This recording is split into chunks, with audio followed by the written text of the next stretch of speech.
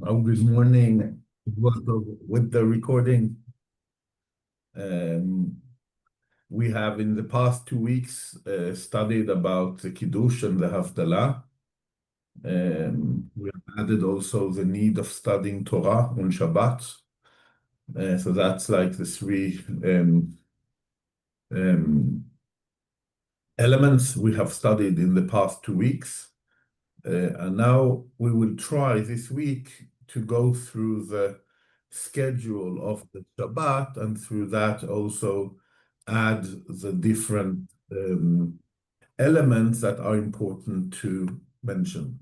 Mainly, I won't focus when we go through Kiddush and Havdalah again and the study of Torah. I won't repeat everything we have studied and we'll try to be very short. But when we'll come to the candles, a little when we'll come to the prayer, we won't be deep enough in the prayer, but we will mention the prayer. And then we will, of course, also speak about the meals of Shabbat, okay? Generally, the two mitzvot that we'll mostly approach today are the lighting the candles for Shabbat and the meals, but through that also going throughout the schedule of how the Shabbat looks like. I will also share sometimes some of the topics, some of the text that we have in how Shabbat looks like from the Siddur of the English Siddur. I'll share that. So when Shabbat starts, when does Shabbat start? Let's start with that. And again, we won't go deep into but when does Shabbat start? Open question here. At the sunset? When you have lit the candles? When we see 3 stars. Okay, I have many answers. Okay, any more? Okay, so generally when Shabbat start is hard to define. The reason it's hard to define is that there is a gray zone, okay? Where we call it in Hebrew ben hashmashot, like between the suns or the stars, between the sun and the moon, or the idea is that we have different definitions of when a day stops and the next day starts. It's very clear, and I won't go to the questions about the northern world or close to the pole where there's in a normal place, okay? It's very clear that as long as the sun is up, it's this day, okay? So it can't be that as before the sun has gone down, that the day has finished, because the day and the sun, they come together. But when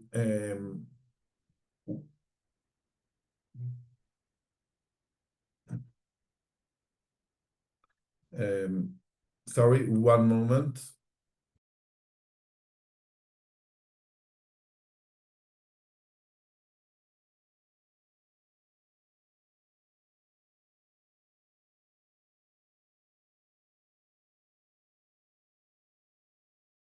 Sorry, someone had to come and take something.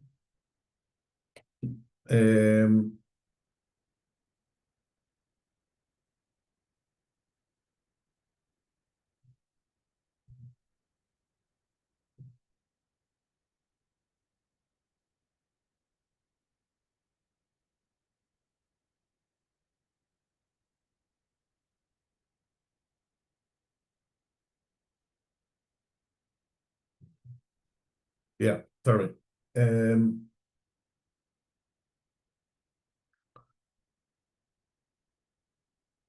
Yeah, so it's very clear that it's day when the sun is up.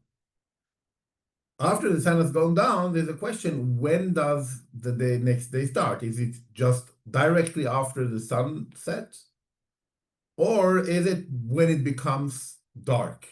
Normally becomes dark, we will say, when we see three middle stars in the sky, I won't go all to the definition. It's a big discussion, interesting discussion. You could find a lot about it in the net, in website. But the main thing is, when it comes to Shabbat, this gray zone is seen as Shabbat both ways, since we will not want to break the Shabbat in any way, and it's even a mitzvah to add time for the Shabbat, Tosefet Shabbat, then the Shabbat could not start after sunset and cannot finish before the stars are up, okay?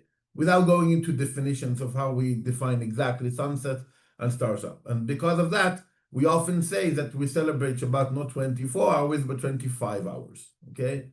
And in some very extreme situation up north, it's even more than that. But the idea is that we add these gray zones in both sides to the Shabbat, okay? So the Shabbat could not start after sunset. But as you said, the Shabbat could start before that and should start with the Tosefet Shabbat. So the Shabbat is starting when we accept the Shabbat, okay? So even if it's an hour before sunset, if I decide that my Shabbat starts now and I pray, I'm allowed to add for Shabbat. There is a limit how much. I can't start the Shabbat on Wednesday, but there is time until what we call Plaga Mincha. That is, it's different from summer to but it's around between an hour and several hours in the northern countries before Shabbat, where you're allowed to start the Shabbat before time.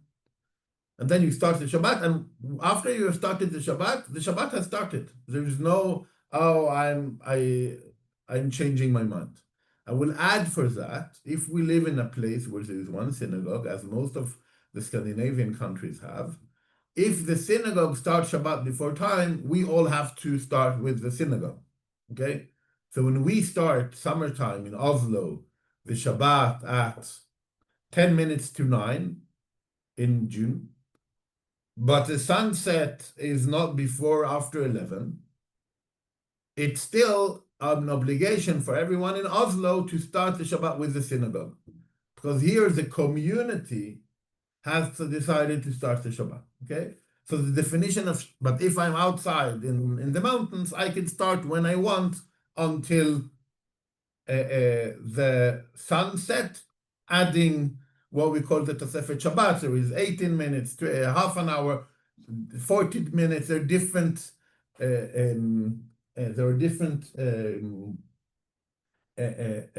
traditions of how much we have to add for, even for the sunset. It's different traditions, but we have to join the Shabbat with everyone. Yes, Paulina. Is it right understood that if I, as like a Copenhagen-based Jew, go to Oslo, that I'm obligated to keep the Shabbat times of the community and wherever else I go in the world, right? Exactly. So if you live in a place where I have 3 synagogues that begin in different times, you'll start with the synagogue that you are connected to. If you're not connected to one of them, then you're free to choose, okay? So the latest one that is doing it according to Halacha will be, you will be able to start with them. But even if you are part of a community in Copenhagen and you go to Helsinki, you will join the Helsinki. It's a question of where you are, not where you are a member. So that's important to say. Can I also ask maybe not connected question? What Yeah. about the times for the milk and meat when you go abroad? It's a totally different question. Okay. I won't answer it now because we're going totally. It's an important question. I won't go. We'll go totally out of the topic if I will try to begin answering that. We'll come back at some point. Fine. Yeah. Okay. Good. How about the people from Greenland? Does the sunset never come down? How they do that? I won't go into that question. Also, I said it, I know in northern Scandinavia and the northern world, also in the southern world, of people more rarely come to places where as south as that. It's a very complicated question. There are many complicated answers. I want to learn the basic of Shabbat That's why I don't go into that. So we were speaking about normal places that have sunset and even have darkness, okay? Okay. And we're on the edge of that in our country, in our community. I think in Trondheim, they have clearly times, they don't have times without sunset, but they have clearly times without any darkness in June, for example. But beside that, most of the places have also sunset and have also stars, even if it's for a short time. And also have sunrise on winter time. That's also important to say. It's also it will be very, very different in a place where you don't have a sun. How do you do all the mitzvot of it? There's so many complicated questions that comes out of that. I won't go into it also. Okay. But in any case, we only touched when we start the Shabbat. I want to go on. And what we do before we start the Shabbat is we are lighting the candles. Okay? Why do we light candles? Question open for you to answer. Nerot Shabbat, candles of Shabbat. Why do we light them? To bring peace and historically to make it lighter so we don't stumble in a dark room on a Friday meal. Okay. Historically, we didn't have the electricity. If we wouldn't light the candles before Shabbat starts, it will affect the evening, the start of the Shabbat in a very, very dramatic way. Yes, Cecilia?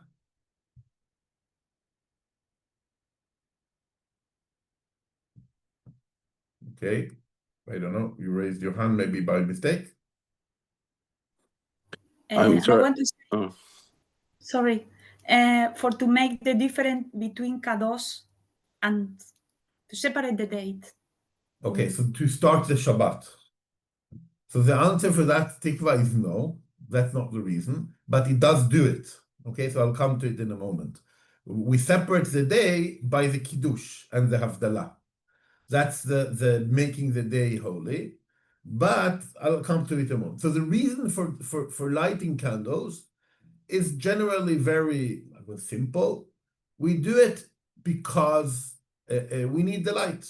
We're not allowed to fire on Shabbat. We're not allowed to light the candles of Shabbat. And as Sarah said, without light, if we don't light them before, think all days before electricity, we will live in total darkness. We will eat in total darkness. We will be with our family in total darkness. That's not good. Maybe someone will light a candle after Shabbat. That's also breaking the rules of Shabbat. That's very serious. So that's not a possibility. But because of that, we light the candles because we are keeping the rules of Shabbat. And because of that, we need the light in our house before. Okay, that's the main, and that helps us to honor the meal. Meaning, and we know it very good in Scandinavia, that putting lights around the meal makes the meal honorable and cozy and so on. And we enjoy the meal much better. We'll speak about it later, because if you eat something you don't see, a big element of the joy of the meal goes away, okay? The presentation of the food, the seeing the food is a part of the enjoyment of eating food, okay? And because of that, we need the candles to have the joy of the Shabbat. And the third thing, as Sarah said, it's to make, and maybe the most important one, we say it creates peace in our home. Because we don't have light, we could fall over things, we could fight much more. Seeing the people we are together with is also a part of a peace in our home. So the practical things and the spiritual things make the need of having light in our homes, okay? And because of that, Chazal, many, many, many years ago, said it's a mitzvah, you have to light the candles, okay? And in difference from the candles of Hanukkah, where the idea is to light candles to show something, and because of that, we don't use the light from the candles. It's only for the sake of, we'll come soon to Hanukkah, only for the sake of telling the story of the miracles of Hanukkah, and we don't use the light. In Shabbat, we light the candles to use the light from the candles, because we need the light from the candles, because they're the ones that makes light at our home. There was a question, I don't remember whom, I just saw a question, so it's time now. Okay, if not, I'll go on. Okay, you just raise your hand again if you have a question. Because of that, we need to understand, where do we light the candles, okay? And where should we light the candles according to what I said now? What will be the best place to light the candles for Shabbat? Yes, On Yeah. on the dinner table? the place where we eat. We said it helps us seeing the food. Seeing the food, then the most, it could be on the table, it could be beside the table. So there's a problem having it on the table, but many have a tradition to do that. I'll maybe touch it in a moment. But having it around where we eat, that is the place of where we gather the family, where we eat, and that's the place where we mainly need the light. Okay, but actually, when we said it's to have peace in our home, we should maybe light the candles not only where we eat, but in our whole home. Because if we go to another room and it's dark there, we could begin fight there. So preparing the lights in the home for Shabbat is the lighting the candles. Okay, now we'll come to it in a moment. It's very different in our time because they have electricity. And we still light the candles, but the electricity makes the practical things around it different, okay? But in any case, the main place is where we eat, and maybe the whole home. That's the place where we need to do it, okay? Who should light the candles? Who is in charge of lighting the candles? Sarah? The women should light the candle if home. If not, then it's a man. If the woman is not home. Okay, the woman. Is that all women? Is that a special woman? Lina? Married women.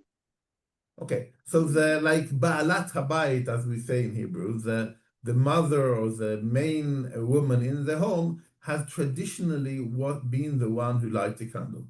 Originally, the halakha is to have the candle light.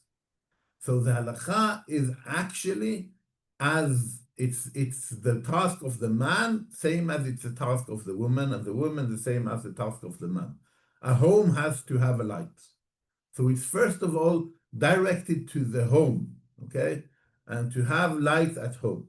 Traditionally, it has been the woman who does it, because traditionally it was a woman who was more caring for the home, and the tradition has become a strong tradition.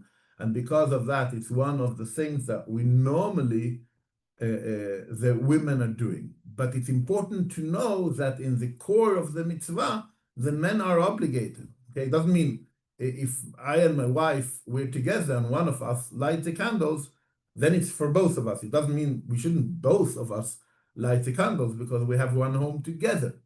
And because of that, it's always my wife who does it when we're together, because it traditionally has been something that she has learned from her mother, learned from her mother, that it had become one of the mitzvot that women were taking responsibility for. In some places, actually, for the man to be a part of it, they have the tradition that the man is putting the candles on the right place and making it, preparing the candles, and the woman comes and lights them. And it's a nice tradition to show that we are both, or the whole home is responsible together for the light in their home, but the woman in the home, or the woman of the home, is the one lighting the candle. Okay. Yes, Meira. You're muted, so we don't hear you. Yes, I don't know the stuff properly yet, but I thought the Shabbat lights should be in the window also. As many times we put it in the window. We see it also from the pictures from the shtetl, where they draw it and you see the lights in the window. There isn't, in Hanukkah, there is idea of showing it to the outside.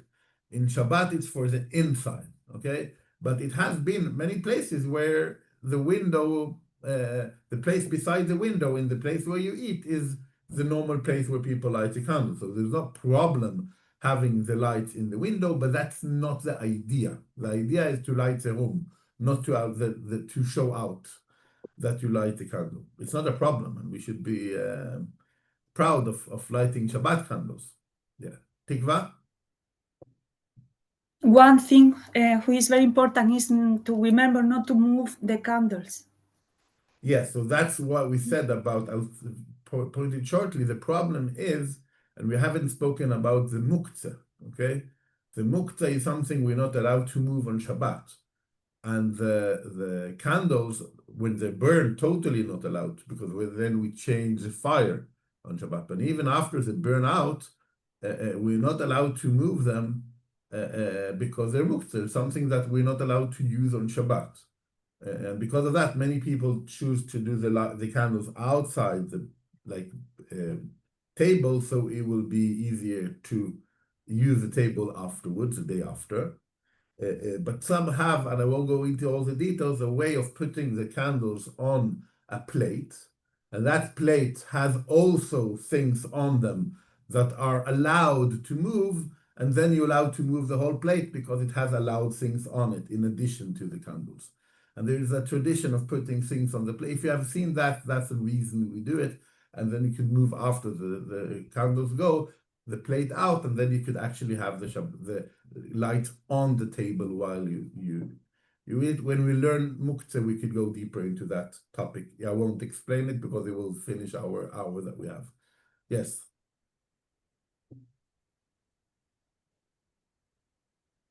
Boletta? Yeah, when you have light the candles, I have, the tiny teacup lights because at some time you have to go to bed, and the other candles, like the tall ones, they're like for 8 hours or something. And especially in the summer times when you had to go to bed, you are not allowed to blow them out or extinguish them. So are you allowed to have, you can have some small things, you put it on the light, and then at some time when the line have burned down, it will fold over the light, so it will extinguish the light. There are ways of doing it. I don't know exactly what you refer to, but sometimes you put oil in water and then you use the oil, and when the oil goes away, the water closes it. So you have water and then oil and then the light on it if it's like in a. But we're not allowed on Shabbat to do anything. And one of the reasons why we use one kind or another kind of burning stuff, if we could say it like that, according to the Mishnah, we see that we want to use things that won't get us to play with the fire, okay?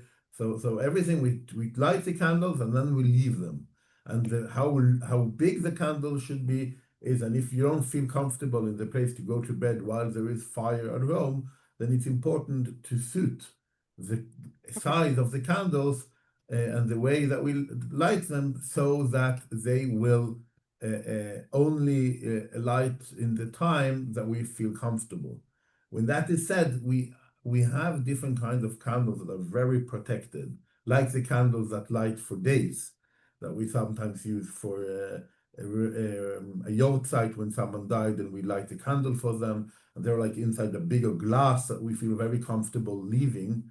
Now, I don't say when you're in a hotel and you leave your hotel room with a fire, then I think there's a different feeling. So that's another situation. But in our home, in places where we are comfortable, then it's important to use something that is safe so that we won't come to a situation where we break the Shabbat rules because we're afraid of the fire.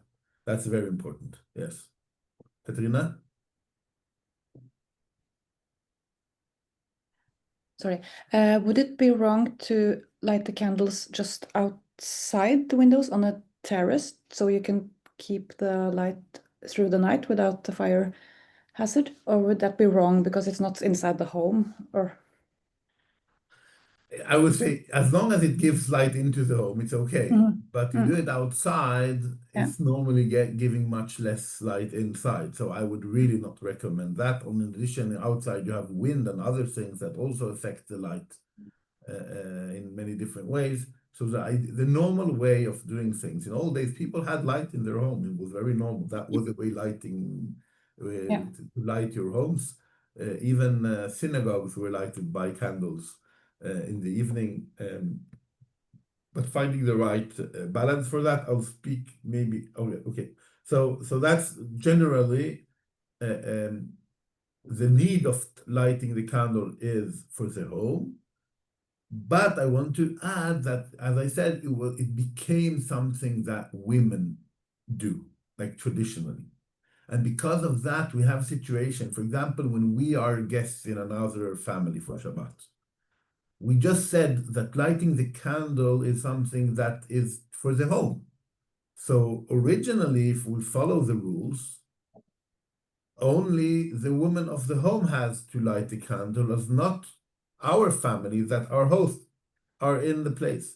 But since it has become tradition that women want to light the candle as a part of the starting of Shabbat, then it's totally okay to also add candles, to add more candles. Sometimes you could even do it in other places because you want to have the light also in the rooms or other places. I'll come into the but it's okay to light candles also other places and to say the bracha for them. Okay, but it's important to understand that the main idea was for the place and not for the person. So if I'm alone in a place and I have guests, and my wife is another place, and she lights the candles over there, I can't say she's lighting the candles for me, because I'm in another home. I have to have the light in my home also. So because of that, there I have to also light the candles, okay, for the place I'm staying.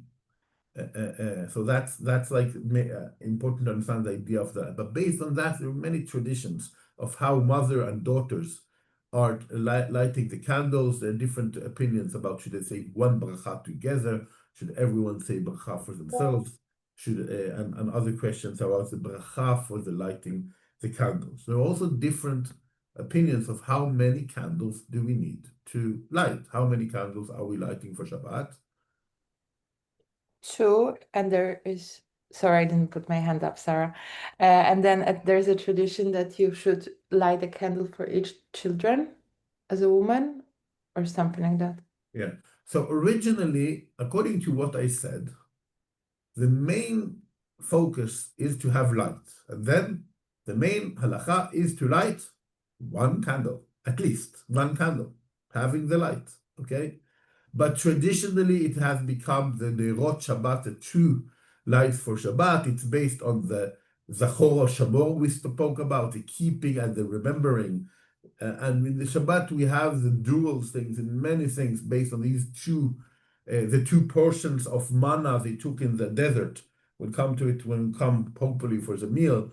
They had the bread, double portion they took on Friday, so they'll have food also for Shabbat, and that was not ruined on that day, so they had food for Shabbat.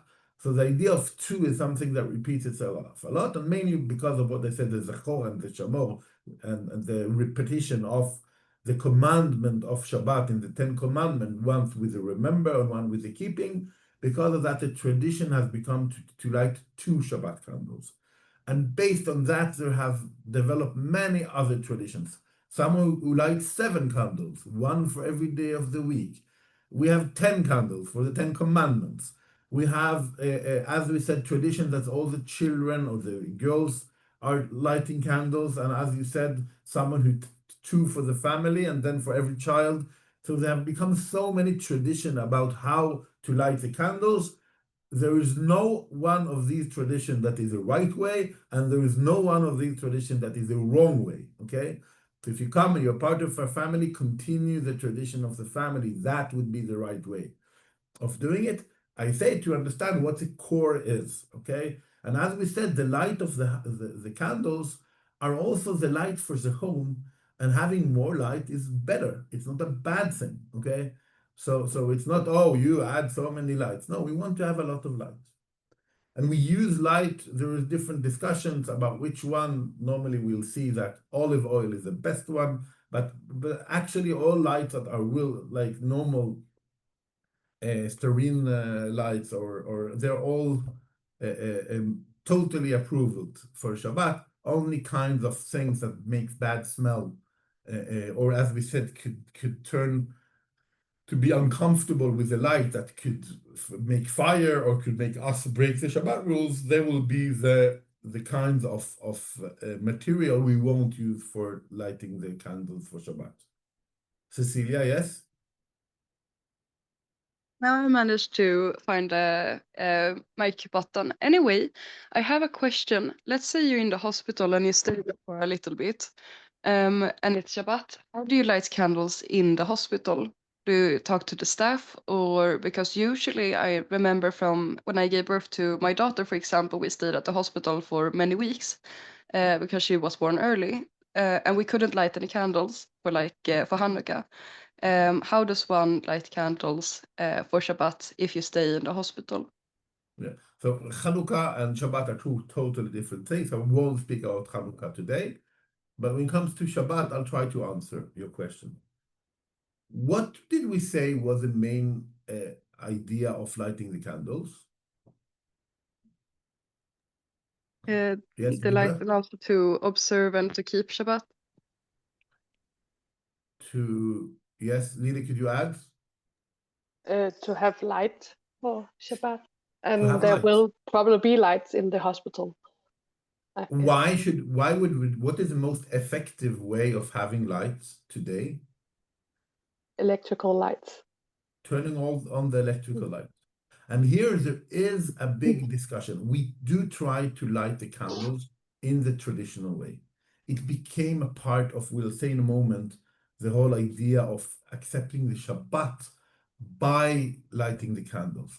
And we, as I said, Scandinavia understand the coziness of real light and not electricity light, and the part of continuing this tradition. But if I don't have any lights, could I turn on the electricity and say the bracha for that? Most people say yes, because the core is having the light in your home. If you forget to turn on the light, it will be dark. The idea is to have light and to remember the Shabbat before it starts, to arrange the Shabbat so that the lights will be prepared for the day. Everything we forget to do before Shabbat, if we forget to put on the plata for the food, or we forget to close the light in the refrigerator, we can't open that. On everything we have to prepare before Shabbat, okay? We do before Shabbat, and then we enjoy it on Shabbat. And of course, lighting the electricity light is a part. And I would add, it should be every time a part. So before we light the candles, we check that the lights in our home are in the proper way for our use, okay? People have sometimes a timer for the light. People want to have more lights there or less lights there when you want to sleep. All of this is a part of preparing the light of the home for Shabbat. And because of that, when we don't have candles, we should do everything to have it and to do it in a proper way.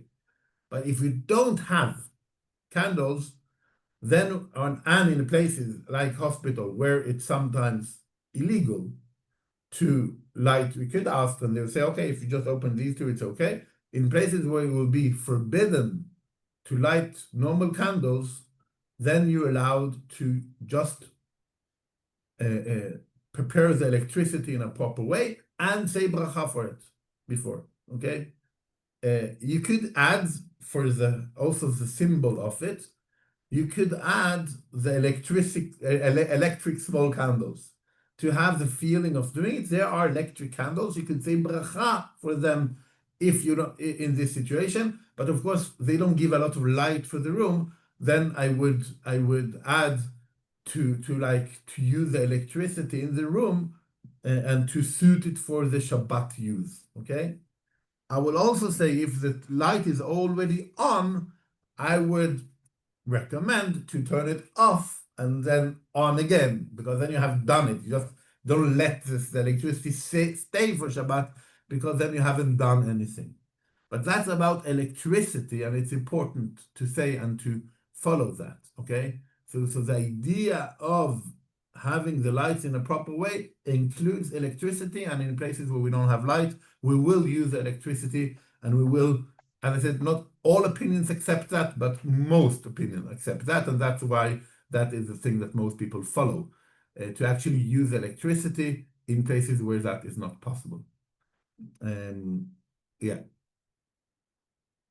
Wow, I use too much time on the candles, but I always see that. I'll maybe ask to get another Shabbat and another week to finish all the topics we have.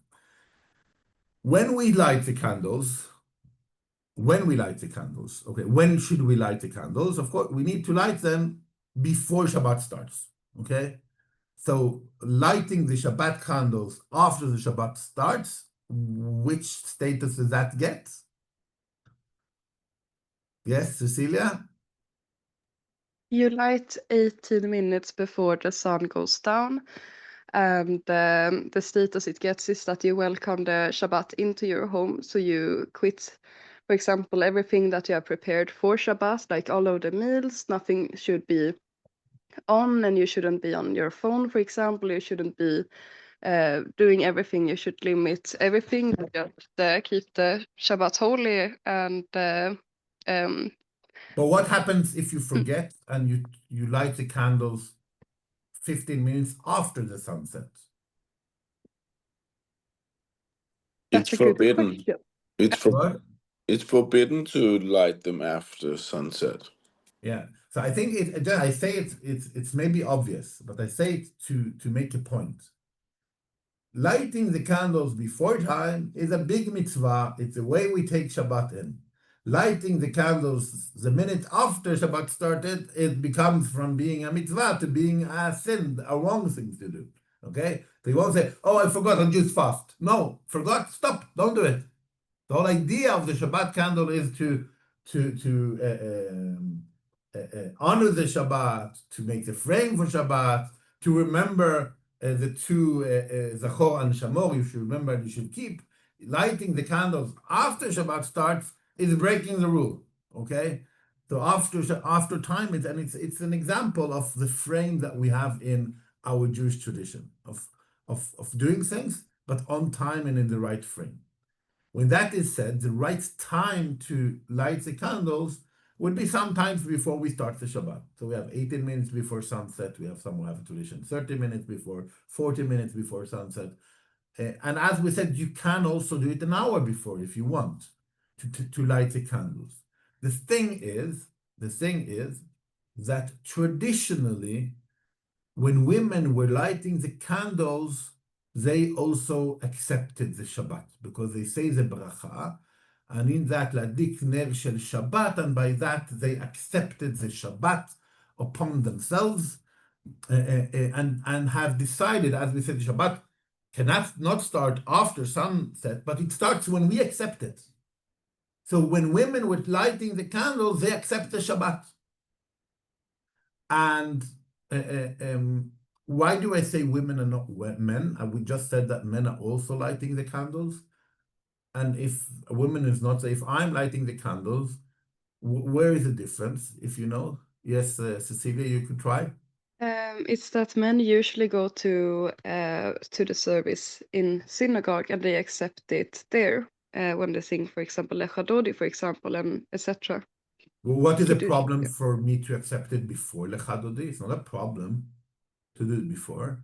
The main problem is that we normally pray before Kabbalat Shabbat, before we accept the Shabbat, we pray Mincha, the afternoon prayer for Friday.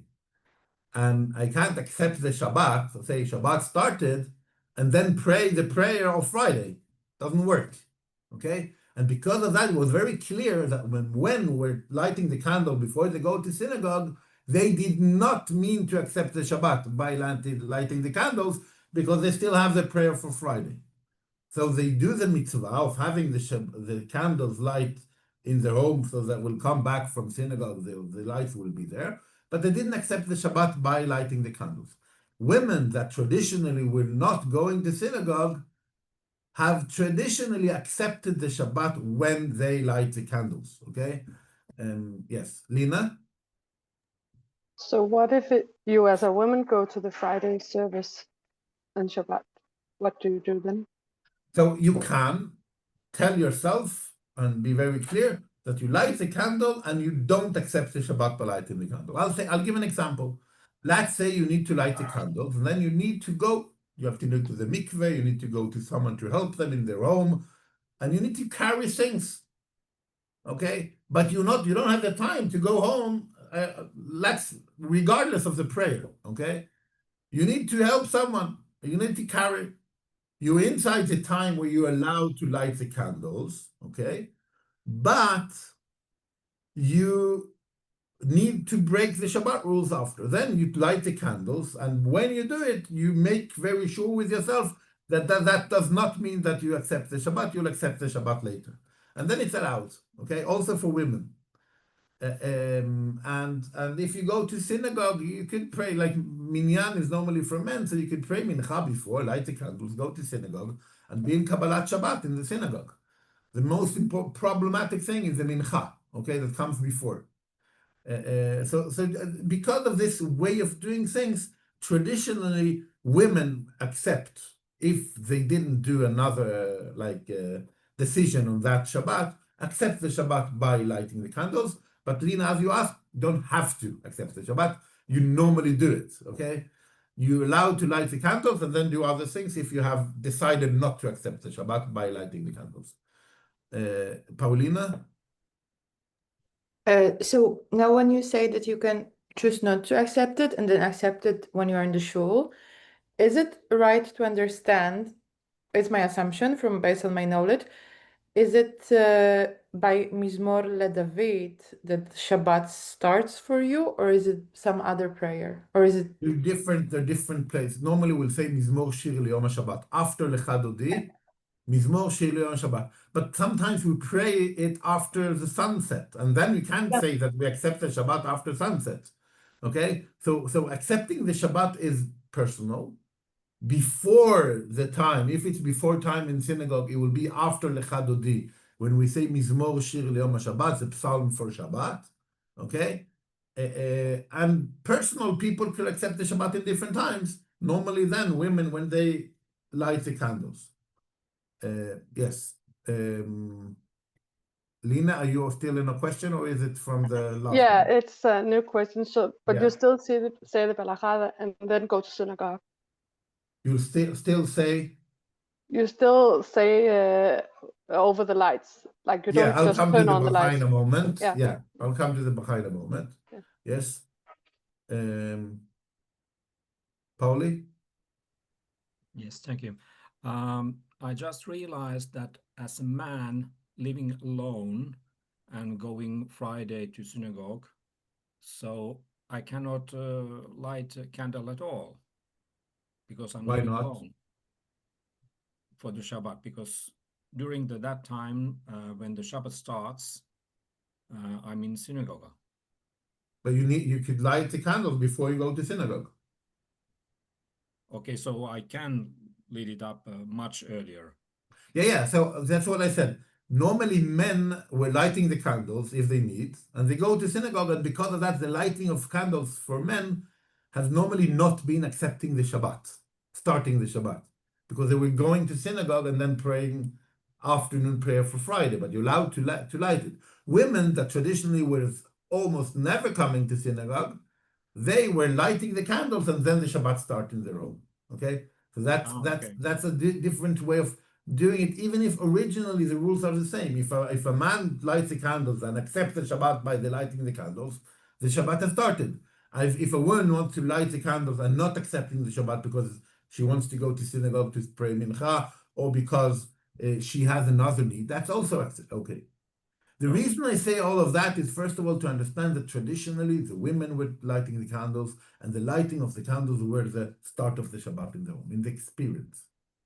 With the exceptions where exceptions need to be done. Because the men, if in a normal family or a family, it's very dangerous to say normal family nowadays, but in a family, the man goes to the synagogue and the woman stays at home and lights the candles. That's how it has been. It has changed a little. Like we see more women coming to synagogue Friday evening, but in old days it was very, very rare to see that. So the man was going and the woman was starting at home. And that affects the way we light the candles. That's why I say all of what I say. It's important to understand the acceptance of the Shabbat as a frame. But when that happened, then the problem is the same bracha, okay? Because when we say bracha for a mitzvah, and we say bracha, asher kideshanu b'mitzvotav v'tzivanu להדליק ner shel Shabbat, that has made us holy through his commandments and commanded us to light the Shabbat lights. Okay, that's something we say. The problem is if we accept the Shabbat by saying this bracha, we can't light the candles afterwards because we have accepted the Shabbat and now we can't light them. And we always, when we say a bracha for mitzvah, first say the bracha and then do the mitzvah. We say it before we read the Megillah. We say it before we blow in the shofar. We say it before we light the Chanukah candles. We say it before every mitzvah we do. Okay? We will first say the bracha for the mitzvah and then do the mitzvah. But here, if women that accept the Shabbat by the bracha will come to a problem, a practical problem of not being able to light the candle because now we accepted the Shabbat in saying the bracha for Shabbat.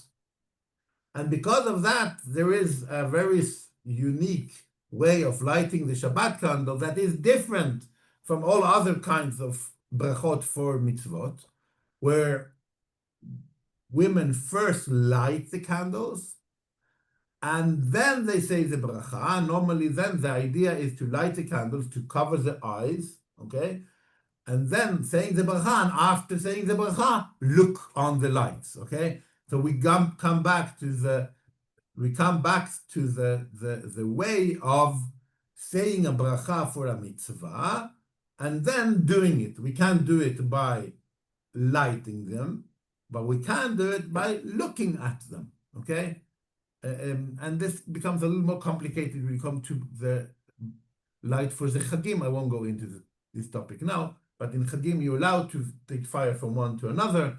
So maybe there you should say the bracha in the normal way, and then you could like move the fire and so on. But the whole tradition of covering the eyes when we say the bracha, it's very much that if we try to see the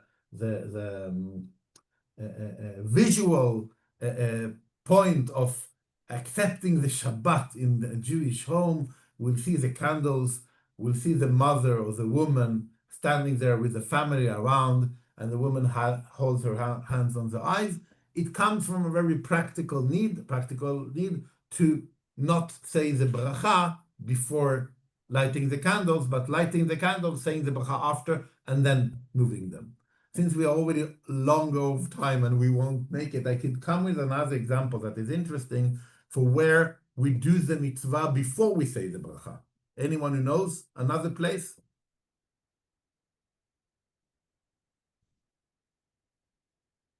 No, there is a question here about also accept the Shabbat when we do Kiddush. No, Kiddush is declaring the holiness of the Shabbat, but we do the Kiddush after we accepted the Shabbat already. So the Kiddush is not accepting the Shabbat. The Kiddush is declaring the holiness of the Shabbat as we spoke about, okay? Accepting the Shabbat we do before sunset, okay? Normally 18 minutes before, half an hour before, 40, a different thing. I won't go into before sunset, we do an acceptance of the Shabbat. In the synagogue, we'll do it when we sing Mizmor She'ilom Shabbat, if that is up before time, okay? In the homes, we do it when we light the candles, okay? Normally, as I said, normally you're allowed to light the candle and then decide that it's not accepting the Shabbat. But we normally will do it when we light the candles in our homes. Sorry, I go back to the question, where do we have a place where we say the bracha for the mitzvah and we only say it after we have done the mitzvah, where it's not possible to say the bracha of the mitzvah and then doing the mitzvah? Natilat Yadayim? Natilat Yadayim, no. In the morning? Yeah, okay, yeah. We say it after, but we clean it after, okay? But we put the water over our hand, so it's actually a good example, but it's a little different because we still do the action after. But Netilat is elevation, so you make the bracha when you elevate your hands, not when you wash. So fact is the washing is not part of the bracha, it's the elevation. Exactly, thank you, exactly. Yes. Yotam? No, okay. So I'll tell you, it's when you convert to Judaism. okay? When you convert to Judaism, you go into, some of us don't have the opportunity to do that because we are born Jewish, then we are not able to convert to Judaism. But we go to the mikveh, and the mikveh is a mitzvah, okay? But we can't say the bracha for going to the mikveh before we are Jewish. So we have to go into the water, and only after we go out of the water of the mikveh, or the one who converts, they're able to say the bracha for the mikveh. Okay? And because of that, the way we do it is first go into the water, go out of the water, saying the bracha, going down to the water again. Okay? But the first time that is the most important one, the one who's going into the mikveh to be able to say the bracha, is coming before the bracha, because the bracha is not, you can't say that have commandment us the bracha, the thing before you became Jewish. Okay? So it's an example for a place where we can't say it in the order, and because of that we do the mitzvah, or the ones who do the mikveh for conversion, do it, and then say the bracha afterwards. Okay. We'll go a little, we don't have a lot of time, but I will really try to get another acceptance from of Moshe David to do the whole Shabbat frame, because they haven't touched the prayers and the meals in a proper way. But generally, you know that there are 3 meals that we are obligated to eat on Shabbat. And like, if we go in the order of the things, then we will normally start the Shabbat by lighting the candles, going to synagogue, okay? Unfortunately, very good that the Shabbat morning prayer, that is the main prayer of Shabbat, has in most Scandinavian countries become the main prayer time. I think that's very good. It's a blessing, okay? Because the evening prayer is a small prayer, and I won't go into the details of the prayer. If you'll have time next week, I'll speak about Kabbalat Shabbat. That is a new tradition. It's not an old tradition, okay, of adding the singing for start of Shabbat in the prayer. But in this frame, normally the men were then going to synagogue. Women would normally stay at home. Some could also join. And then I will say, unfortunately, Friday evening in most Scandinavian synagogue, Nordic synagogue, is not the most crowded time in synagogue, okay? And there, even if I'm happy that many people come in the morning, I would say I'm sad for that, because it's has traditionally been that everyone gathers in synagogue together, accepting Shabbat as a community, and then going back to their homes, and hopefully people inviting each other, that will ensure that no one stays without a home to be there. And you see in synagogue people and say, yeah, you don't have a place to be, come with us. That is how a community Friday evening should look like the preparations from the home, coming in to gather in the prayer place together, accepting the Shabbat together, and going back to the homes. And what's happening when we come back to our home? What is the first thing we do then? When we come back to our homes, what is the first tradition we do?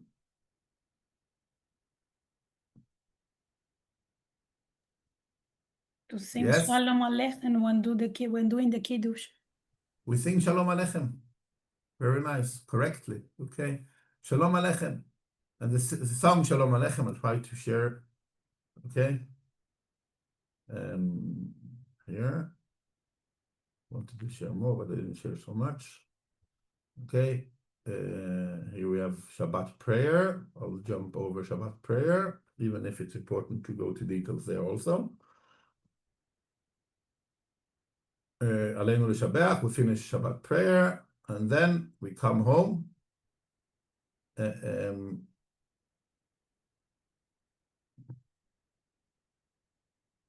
Some say the blessing for the children, okay? Some do it after Shalom Aleichem, some do it before.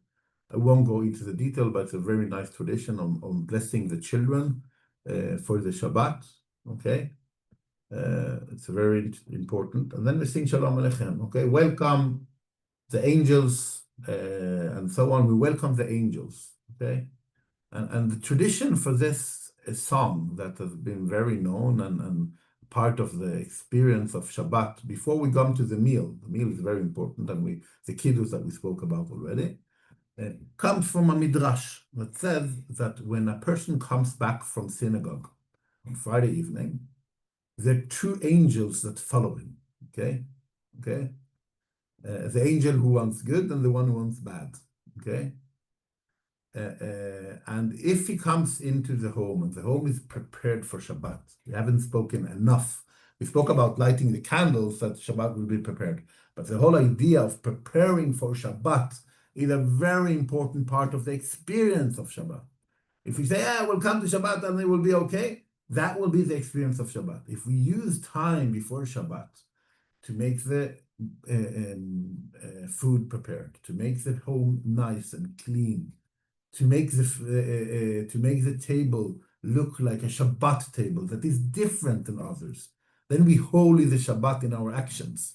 And it looks like this. It's not just that we go to synagogue. It's not just that we stop working, but you have to actually make the environment of Shabbat in our home.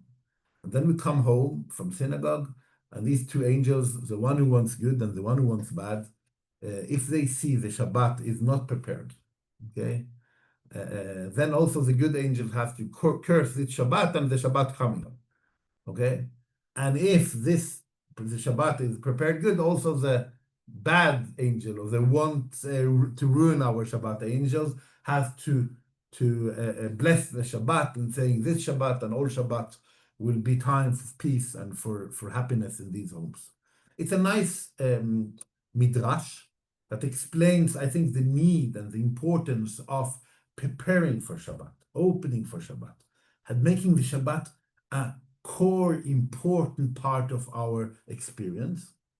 And based on this midrash, there's come this tradition of that we are, okay, the angels are here, let's welcome them to come into our home, to be our guest in the Shabbat, to bless us on the Shabbat, because the Shabbat looks nice here.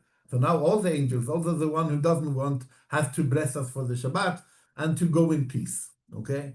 So the idea of this song is based on a midrash telling this story of the angels that follow us from synagogue to our home, okay? Also to strengthen the idea of going to synagogue, coming to the home, and then experiencing the Shabbat together, I want to say. After we say the Shalom Aleichem, we have another tradition to sing Eshet Chayil, okay? Eshet Chayil is, no, I went too far because I want to see the translation here, okay? It's from Mishlei. I don't remember the English word for it. It's the last chapter of Mishlei, and it's about a woman. It's not Proverbs. Yeah. 31. Yeah, it's written here actually. Yes, thank you. So it's originally speaking about a woman of a good woman, Eshet Chayil, that's the word, okay, and praising the woman that is strong and holding their home and holding the values of the home and making everything possible, like very, very dedicated woman. Okay, with the very, I say, very nice words in the end of reminding ourselves that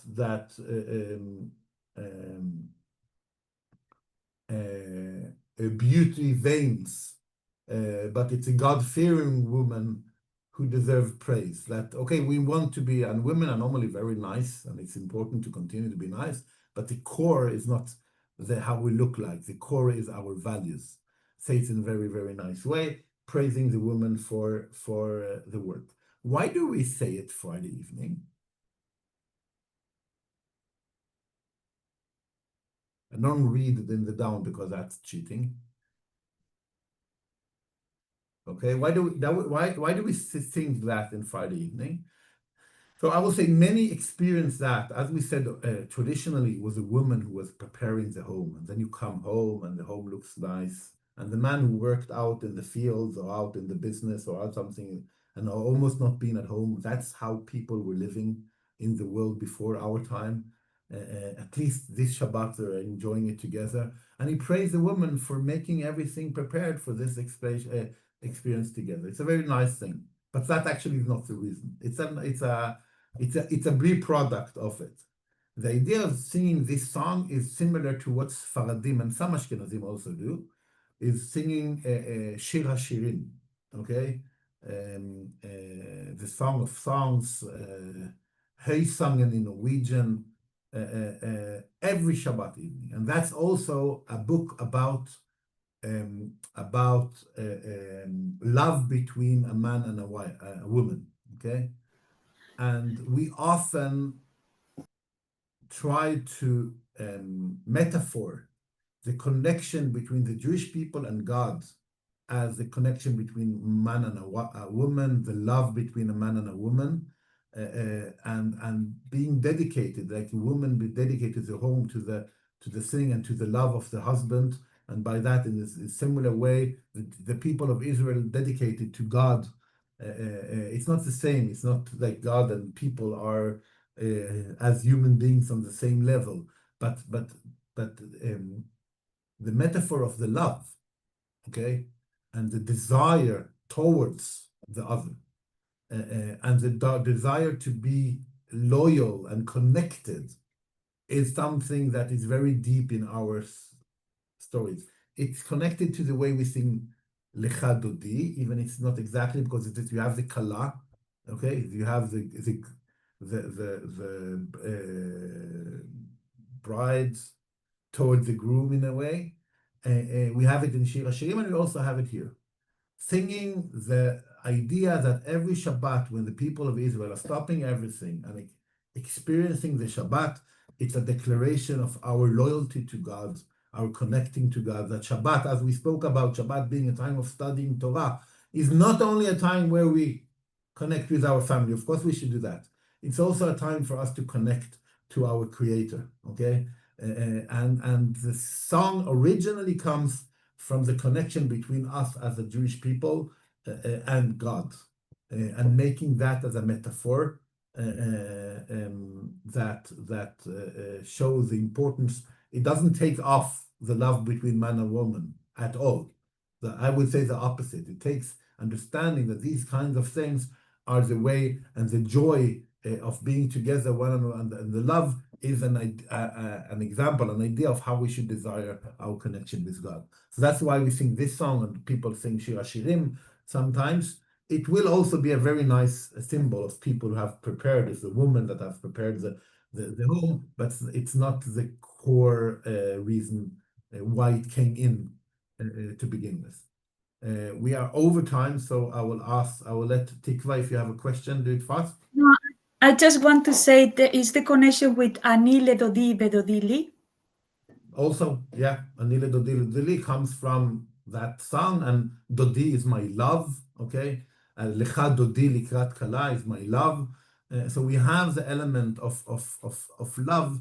We see it also a lot in the Kabbalah, but not only in the Kabbalah, the idea of love as a part of our desire towards God that comes more to its place when things are like, when we have the calm entrance for the Shabbat, but also like if you think about couple life, that you're out working and you're out there, then you need the more intimate time to just be, and that's the best time for the love. It's based on the work you do. It's based on the values that you do. If you only enjoy, if you only have Shabbat, that won't be anything. So the Shabbat we got from Hashem is to work 6 days, and I would add, work hard, doing our obligations towards Hashem, towards our society, our family, and all the other things that we do in 6 days, and then Shabbat comes as the time to have the joy of all the things we have accomplished, and to begin doing what we need to do in Shabbat, and that is resting from the weekdays and doing and enjoying the value of Shabbat. That's the idea also of that song when Shabbat goes in. But if it is also lightening about the love between us that needs to be, it's just a extra extra gift we get. But the idea of putting God into it is very important according to our traditional way of doing things. After we do the Shalom Aleichem and the Shet Chayil, we come to the Kiddush and to the meals. I have a lot of things to say about the meals. It's very important as a part of the experience of Shabbat. I have a lot of things to say about the prayer. If I will get approval from Rav Moshe David, we'll continue with that next week. If not, it will come another time. I really thank you all for participating. Now we're after Shabbat. We always speak about it the day after the Shabbat. So Shavua Tov. and let's have a week of light and joy and a lot of work. Amen. Thank you so